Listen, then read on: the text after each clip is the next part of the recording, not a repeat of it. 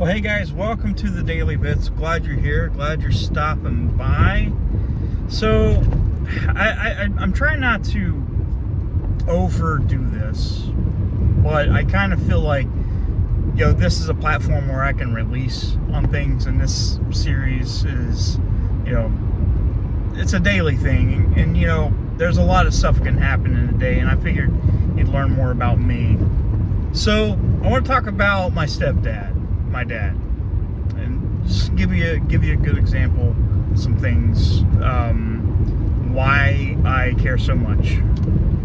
So, my mom and my dad, they got a divorce maybe when I was 10 or 11 years old, and my mom met my stepdad. Now, just like most children, you don't want to see your parents divorced. You don't want to do that.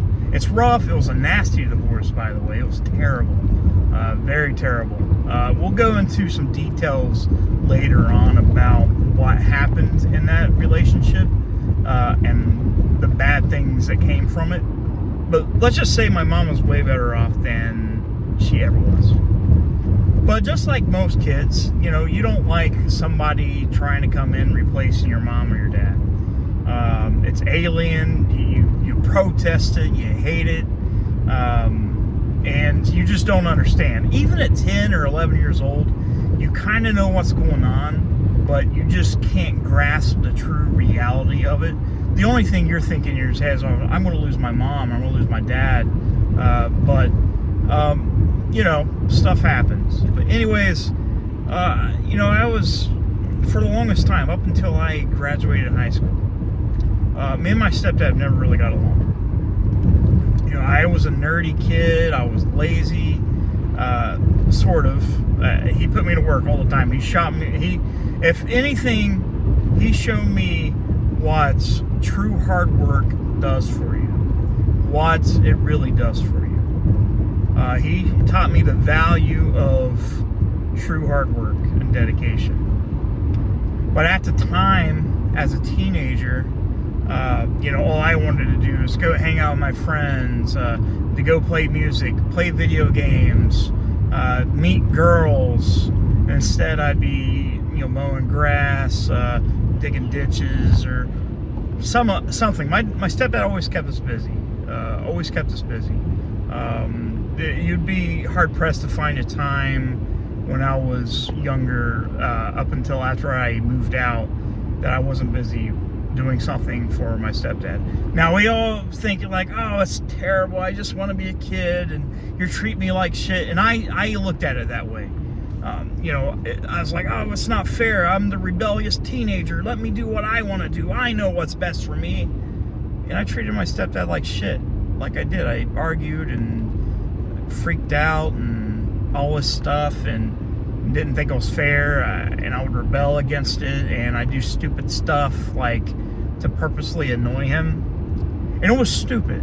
It was stupid. When you look back, when you're younger, at my age, I can tell you that, hey, I was quite cringy. I was a cringy kid. I was dumb. I was stupid. And the truth and the reality of it is, my stepdad was trying to teach me something. He was trying to teach me the value of work, the value of taking care of yourself, the value of knowing how to do things, pushing for higher standards.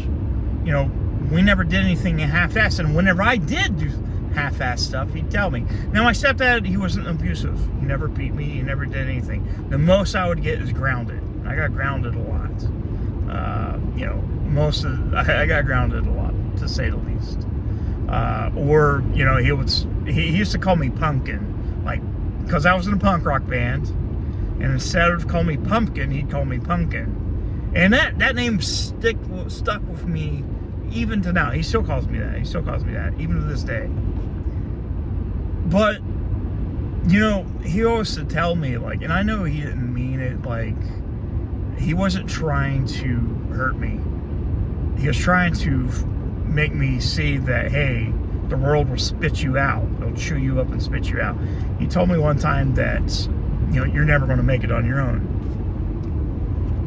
Well, I graduated high school, started college, Then I moved out. Me and my friend moved out, got our first apartment, and I was a lousy roommate.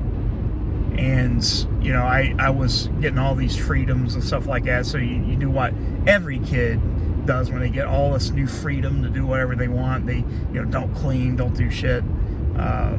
Just stay up all night playing video games, eating junk food. But I worked.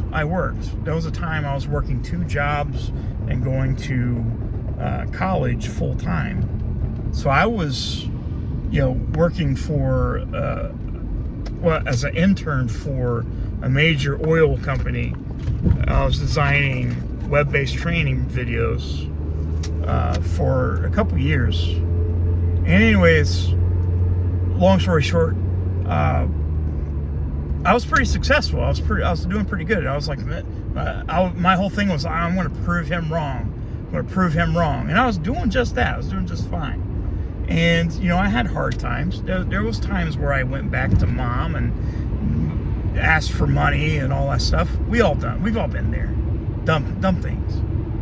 But anyways, I got in a string of bad relationships. I got in one really bad one.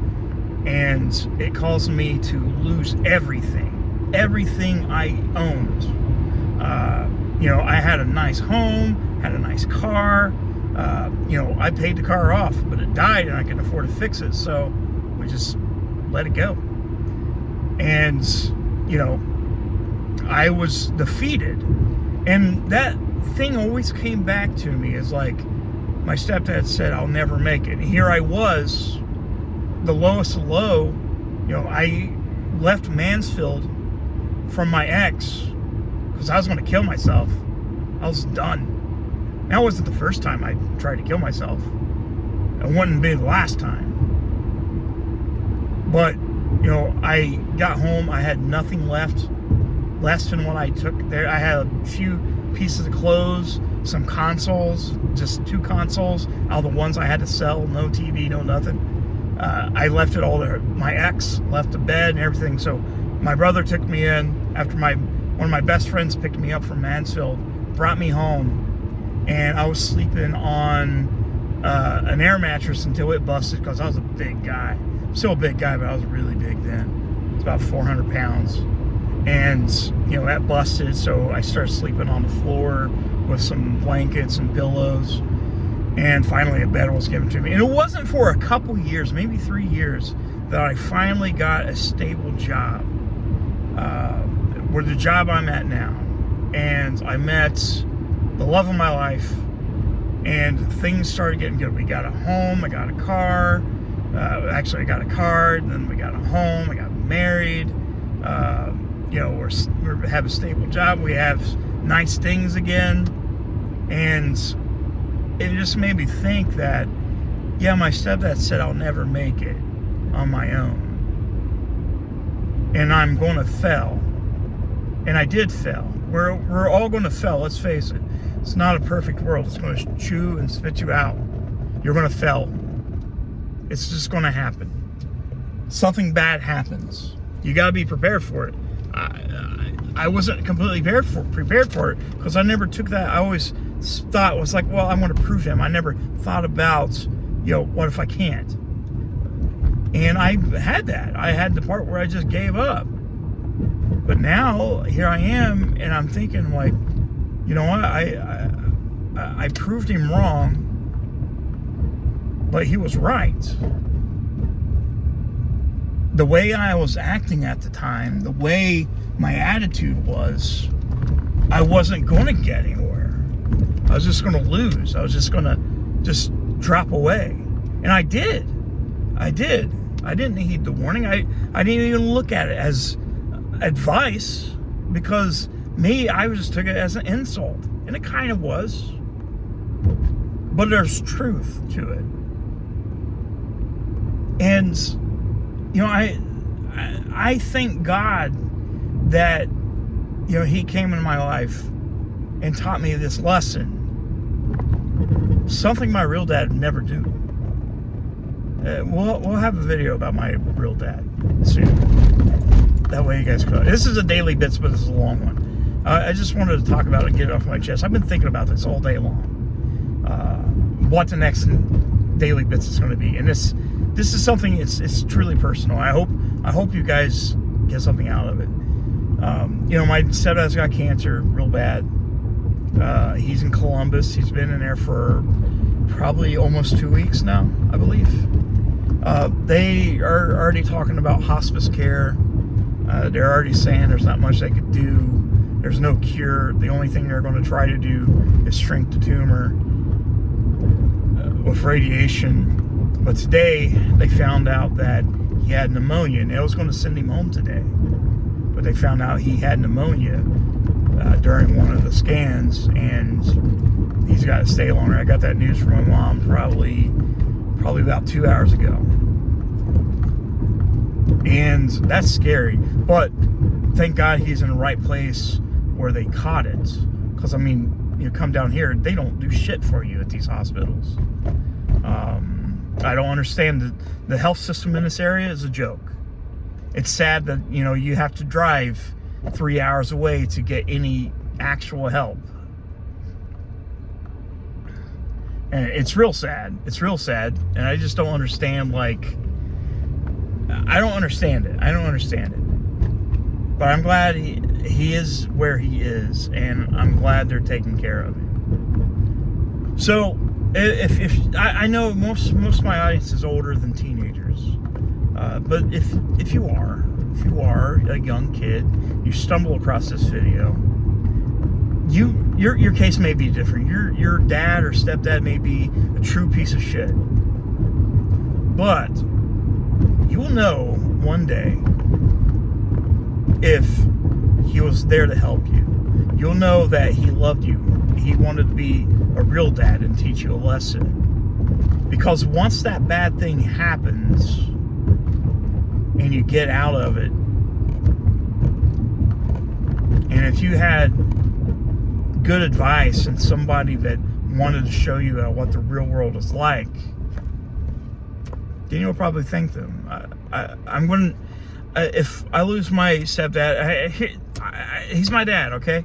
It's my dad. It's not my stepdad, he's my dad. He's not my biological dad, but he's my dad.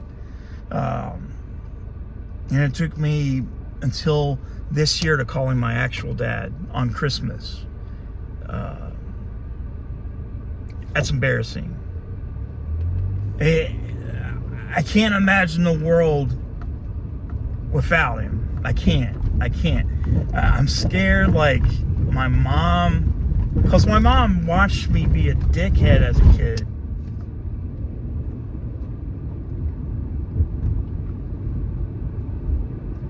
But I love him, and this world would not be right without him. It'd be very lonely. It sucks. Guys, be sure to hit that subscribe button. I hope you got something out of this. I'm sorry I keep on beating the dad drum, but that's a big thing that's going on in my life, and the Daily Bits is kind of about me, for the most part. But be sure to hit that like button, hit that subscribe button. Love you. I'll see you soon.